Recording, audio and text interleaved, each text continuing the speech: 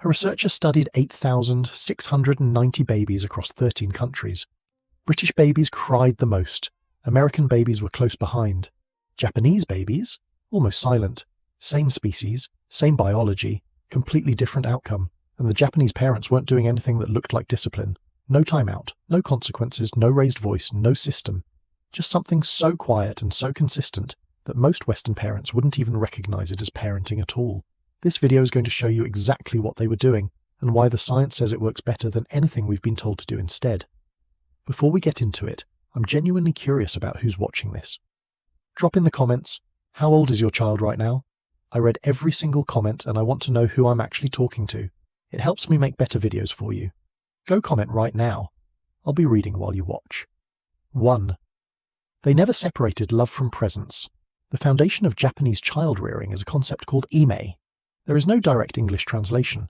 The closest approximation is something like the freedom to depend completely on another person's acceptance. The specific comfort of knowing that you can be fully yourself, imperfect, difficult, struggling, and the relationship you depend on will still be there. This is not the same as permissiveness. Japanese parenting is not soft or without expectation, but the expectations operate on top of an unconditional foundation. The message is not, I will love you when you behave. The message is, you belong here completely, and from that belonging comes everything else. Western parenting culture, by contrast, has a long tradition of conditional response. The child is praised when they behave, withdrawn from when they don't. Reward and consequence. The implicit architecture is, your place in this relationship is earned by your behavior. What does a child's developing nervous system do with conditional love versus unconditional belonging? Research on what developmental psychologist Mary Ainsworth called secure attachment, which she documented in her landmark Strange Situation studies in the 1970s, and which has been replicated across cultures hundreds of times since, found that the securely attached child, the child who has internalized the felt certainty of unconditional belonging, shows something specific. Lower baseline cortisol, greater willingness to explore, faster recovery from distress, stronger emotional regulation, more cooperation with caregivers. Not because they were disciplined into cooperation, because the security of unconditional belonging produced a nervous system that did not need to fight. A child who is fighting for their place in the relationship cannot simultaneously be learning how to behave in the world. A child who knows their place is secure can.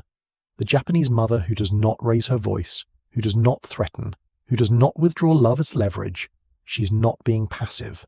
She's building something, the foundation on which all behavior, all learning, all development gets built. The felt certainty, I belong here. Whatever I do, I belong here. And from that certainty, the child can afford to care what she thinks. 2. They understood that punishment teaches the wrong lesson. Here is a question nobody asks. What does punishment actually teach? Not what we intend it to teach. What the child's developing brain actually extracts from the experience of being punished. When a child misbehaves and a parent responds with punishment, timeout, withdrawal, consequence, several things happen simultaneously in the child's nervous system. The stress response system activates, cortisol rises, the amygdala, the brain's threat detection center, fires, and the child's attention, their working memory, their capacity for learning and reflection narrows dramatically. Because that is what the stress response does. It narrows focus to the immediate threat. So the child is in timeout. And what are they thinking about? Not what they did wrong, not how to behave differently. They are thinking about the punishment, about how unfair it feels, about the relationship rupture, about their own distress. Research from the University of New Hampshire on the neurological effects of punishment-based discipline found that children who experienced regular punitive consequence showed higher baseline cortisol, greater reactivity to stress, and, critically, showed more external locus of control, meaning they learned to regulate their behavior based on external threat rather than internal values. They behaved when someone was watching. They did not behave when nobody was watching. This is the opposite of what discipline is supposed to produce. Discipline at its root means disciple, one who follows a teaching. The goal is internalization. A child who has internalized the value does not need the threat. A child who has only learned to avoid the threat needs it forever. Japanese parenting philosophy, embedded in a concept called shitsuke, often translated as discipline but more accurately meaning the cultivation of inner character, operates on the assumption that external punishment cannot build internal values. It can only suppress external behavior temporarily. What builds internal values is relationship. the specific experience of being in relationship with people whose values you want to adopt because you feel belonging to them. Your child will behave like the people they feel belonging to. Give them the belonging first. The behavior follows. 3. They let children experience consequences, but natural ones. This is where the Japanese approach gets specific in a way that is practically useful. Japanese parenting has a deep tradition of what developmental psychologists call natural consequence learning, allowing children to experience the real outcomes of their choices rather than inventing punitive outcomes designed to deter. The child who does not want to wear a coat goes outside and gets cold. The child who mistreats a toy finds the toy broken. The child who is unkind to a friend finds the friend less interested in playing. The consequence is real. It is directly connected to the choice, and the child's brain, which is designed to learn from direct experience far more effectively than from abstract instruction, draws a real conclusion. Compare this to an invented punishment. The child who hits their sibling goes to timeout. The child's brain is trying to connect the behavior to the consequence, and the connection is arbitrary. Adults made this up. Adults control this. The lesson extracted is not hitting people causes harm. The lesson is adults punish hitting. Those are completely different lessons. Research on the neuroscience of moral development from Jonathan Haidt's foundational work at NYU has found that moral reasoning in children develops through the experience of real social consequences, through the actual experience of actions affecting relationships, affecting other people's feelings, affecting the fabric of the social world the child lives in. Abstract punishment disconnected from real consequence does not build moral reasoning. It builds punishment avoidance. The Japanese mother who lets her child experience the cold, the broken toy, the strained friendship, she is not being negligent. She is being precise. She is letting the world do the teaching that invented consequences cannot do, and she is staying close while the lesson lands, present, available, not saying "I told you so." Just there, when the child needs to process what happened. The presence during the consequence is where the learning happens, not the consequence alone, the presence. 4. They use the relationship itself as the tool. Halfway through explaining this to parents, I always notice the same moment. The moment where someone realizes that everything in this approach hinges on one thing, the quality of the relationship. You cannot use relationship as a tool if there is no relationship. You cannot let natural consequences teach if the child does not have a trusted adult to process the consequence with. You cannot build internal values through belonging if the child does not feel belonging. Which is why the Japanese investment in the early years, the skin-to-skin contact, the co-sleeping, the constant physical proximity, the concept of satogari where new mothers return to the family home for months after birth surrounded by support, is not incidental to the discipline philosophy. It is the discipline philosophy. The relationship being built in those first years is the tool that everything else runs on. This is actually in my book. They can't say it yet. There's a line about this I keep coming back to. Your baby is not a passive recipient of care. They are an active, evaluating, learning, feeling person. The whole chapter on attachment explains why these early investments compound over years. Link in the description if you want to go deeper. Back to the relationship as tool. What does this look like practically? When a Japanese child misbehaves, the primary intervention is not consequence. It is connection. The parent gets closer, not further away. They may say very little. They may simply be present with the child in the aftermath of the behavior, allowing the child's own emotional experience, the guilt, the discomfort, the awareness of having disrupted something, to do its work. Research on what developmental psychologist Martin Hoffman called inductive discipline found that the single most effective approach to building internalized moral behavior in children was empathy induction, helping the child feel the impact of their behavior on others, not punishment. Empathy. Look at your sister's face. How do you think she feels right now? This works because of how the mirror neuron system functions in childhood. When a child is directed to attend to another person's emotional state, their mirror neurons activate. They simulate the other person's experience. They feel something. That feeling, not the threat of consequence, but the actual felt experience of impact on another person, is what builds moral behavior. You cannot punish empathy into a child. You can guide them into experiencing it. That is what the Japanese approach does, and it requires the relationship to work. The child has to trust the parent enough to let the redirection land. 5. They modeled what they wanted. Mimamoru, watching over while protecting. The specific practice of observing your child closely, staying present, but not intervening until truly necessary. Within Mimamoru is something that is rarely translated but is obvious when you watch it. The Japanese parent who is watching over their child is also, always, being watched by their child. This is the most direct mechanism through which values transfer between generations. Not instruction, not punishment, observation.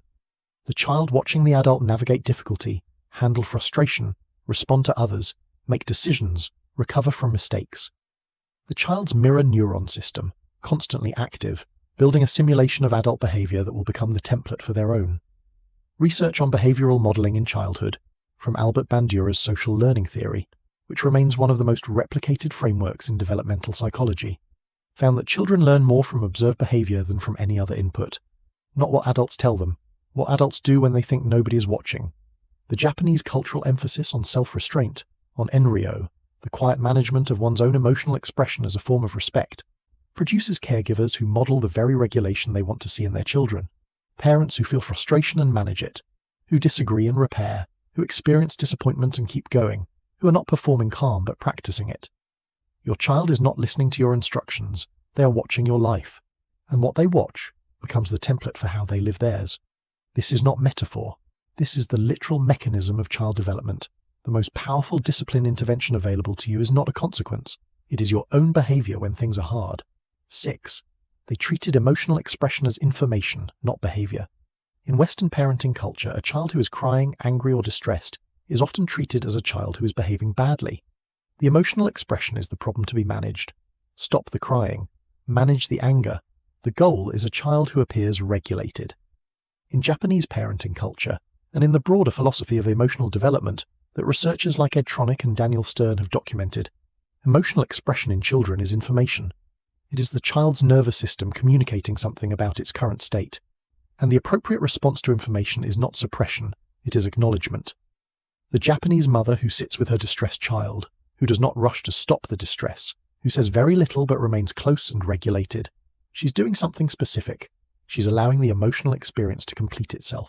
She's providing what researchers call the co-regulatory scaffold, her own calm, nervous system available to the child's dysregulated one, providing the external regulation that the immature brain cannot yet produce internally.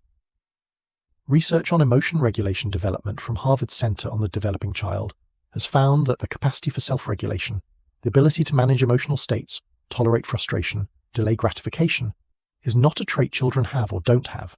It is a capacity that is built through thousands of co-regulation experiences in the early years, built through the specific repeated experience of I am overwhelmed, the trusted person stays calm, my system borrows their calm and I return to baseline. A child whose distress is consistently punished or suppressed does not learn to regulate. They learn to suppress. Suppression and regulation are not the same thing. The child who suppresses has the same cortisol, the same activation, the same internal storm. They have just learned not to show it. The child who's been co-regulated thousands of times has a different nervous system, a nervous system that has practiced returning to baseline, with help, until it can begin to do it without help. The Japanese approach does not produce calm children by suppressing their emotions. It produces calm children by receiving their emotions, again and again, until the children develop from the inside what was scaffolded from the outside. That process takes years, it is invisible, and it cannot be replaced by any punishment system ever invented. 7. They repaired every rupture. No parent is calm all the time. No parenting philosophy produces perfect consistency. The Japanese approach is not about never losing patience, never responding imperfectly, never having a moment where you communicate something you did not intend to communicate. What it is about, and what the research on secure attachment most consistently identifies as the critical variable, is repair. Ed Tronick's landmark research found that even the most attuned parents are in genuine synchrony with their babies only about 30% of the time.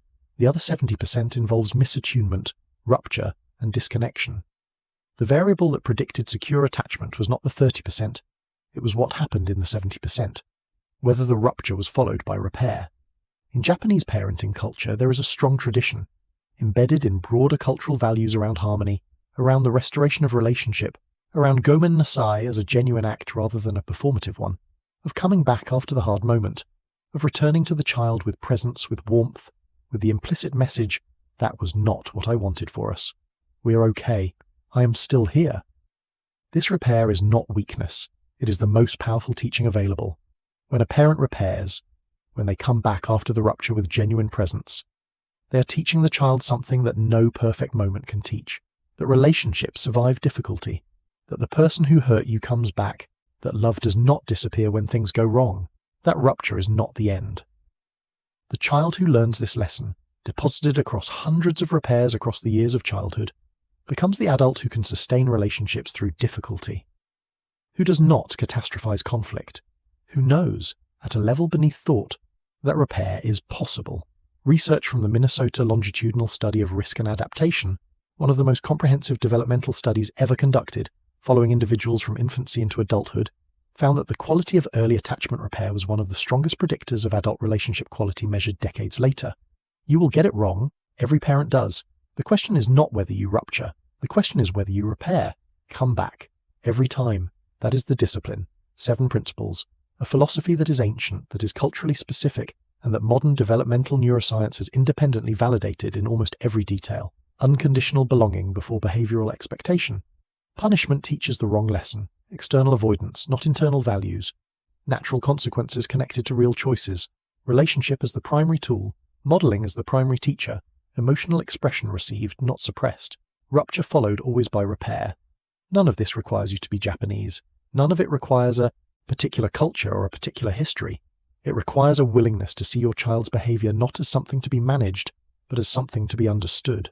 To see the relationship not as the context in which discipline happens, but as the discipline itself. The 8,690 babies in that study, the Japanese ones who barely cried, were not born calmer. They were not genetically different. They were being held differently. Their nervous systems were being regulated differently. Their belonging was being communicated differently. Your child's nervous system is being built right now, from the material of your ordinary days, from how you respond when they are difficult, how you return after the hard moments, how present you are in the moments that feel small. That is the discipline. And it was never about punishment. Subscribe to Mindful Parenting. And seriously, drop your child's age in the comments. I want to know who's watching.